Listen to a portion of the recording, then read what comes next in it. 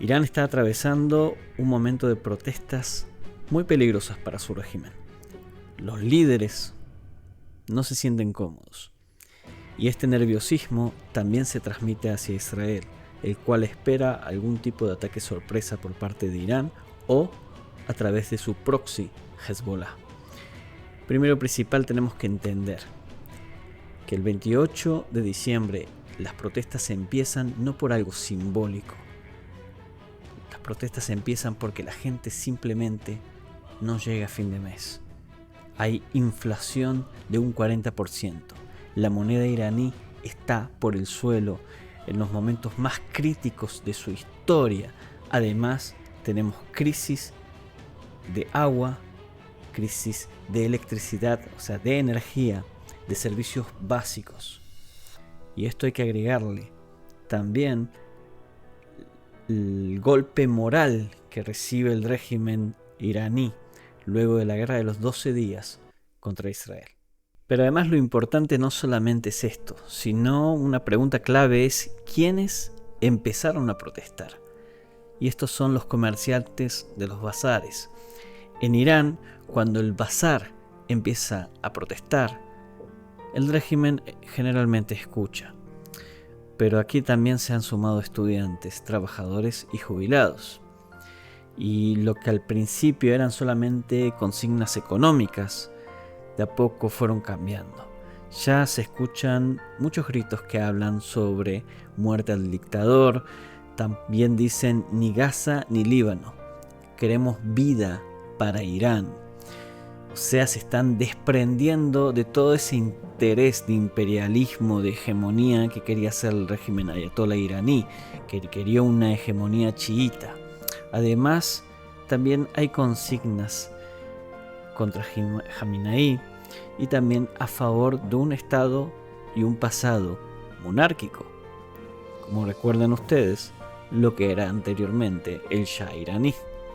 Y esto es clave porque significa que las protestas ya no son más económicas, sino que ya empiezan a cuestionar la raíz del problema, que es justamente un régimen totalitario, islamista, el cual está fundiendo el país. Pero antes que sigas viendo el video, te invito a que me des un like, te suscribas si no estás suscrito, no es nada y a mí me ayuda muchísimo. Pero además, si realmente crees que lo que estoy haciendo es importante, me puedes invitar a un café en Buy Me a Coffee, o mejor aún, si además querés recibir información y análisis exclusivo, puedes hacerte miembro en Buy Me a Coffee.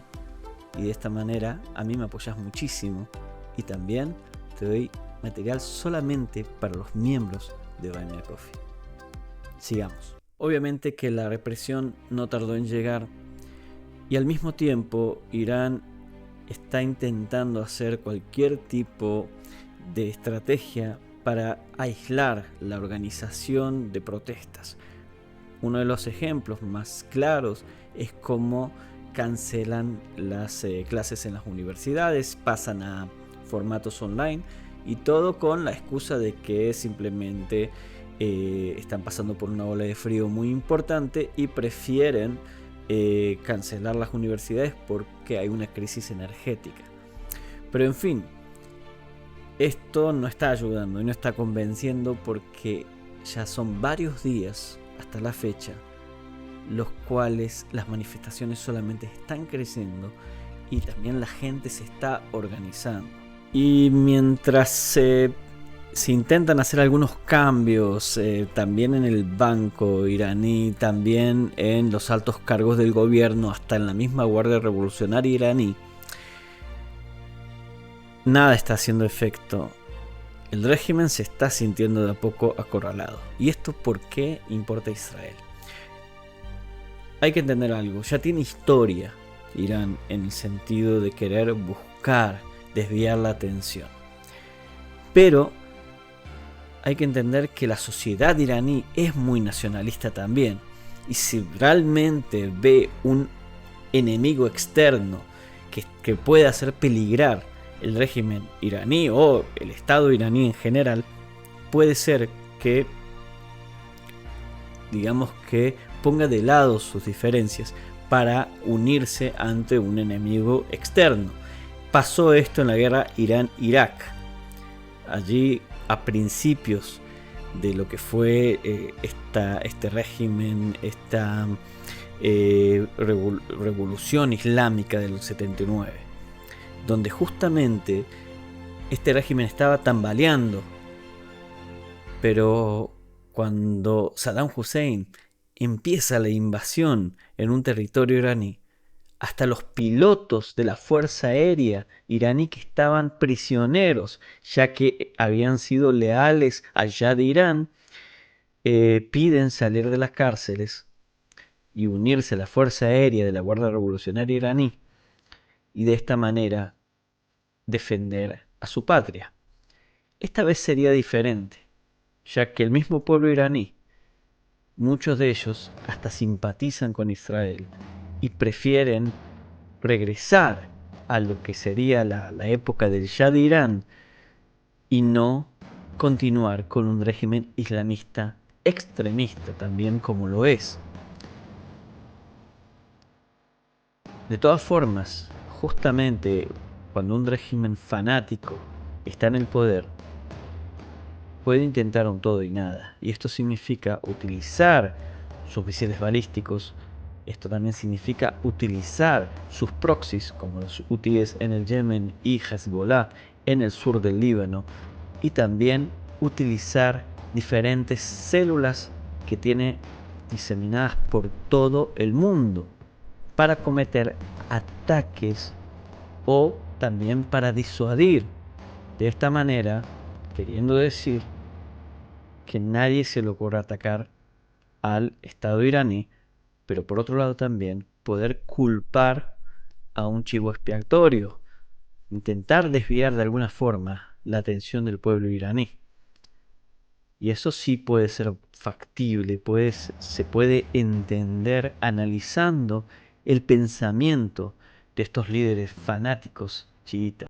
Ahora bien, ¿esto significa que el régimen cae mañana? No exactamente. Hace falta millones y millones de personas bien organizadas para que de esta manera puedan hacer caer el régimen iraní dentro de Irán. ¿Significa que no pasa nada? Tampoco. Hay que tener muy en consideración, hay que tener muy en cuenta. ¿Significa esto que tenemos en Israel que estar en pánico? Que la sociedad de Israel tiene que estar en pánico porque en cualquier momento se viene una guerra contra Israel de nuevo, estilo 12 días, y hasta podemos decir que hasta peor que el estilo de la guerra de 12 días, como se llamó también en Israel, Am Kalavi. Tampoco. Sí hay que estar preparados, siempre hay que estar preparados, y sí hay que tener en cuenta esta situación. No podemos negar este peligro y esta realidad, pero tampoco estar en pánico. Tenemos que tener el control de la situación nosotros también. Es el momento ahora de atacar, siendo que también el Frente Norte con Hezbollah se terminó el ultimátum. O sea que, para aquel que no entiende el contexto, Hezbollah tenía hasta finales de diciembre para desarmarse, para desmantelar su organización terrorista. Y también el ejército libanés tenía esta misión de desmantelar a Hezbollah, y ese ultimátum no se cumplió. Significa que ahora Israel también tiene la libertad de actuar en el Líbano, inclusive ingresar con tropas al sur del Líbano para desmantelar esta organización terrorista, y va a tener todo el apoyo de Estados Unidos para esto. ¿Significa que Israel ya mismo lo va a hacer? Tampoco.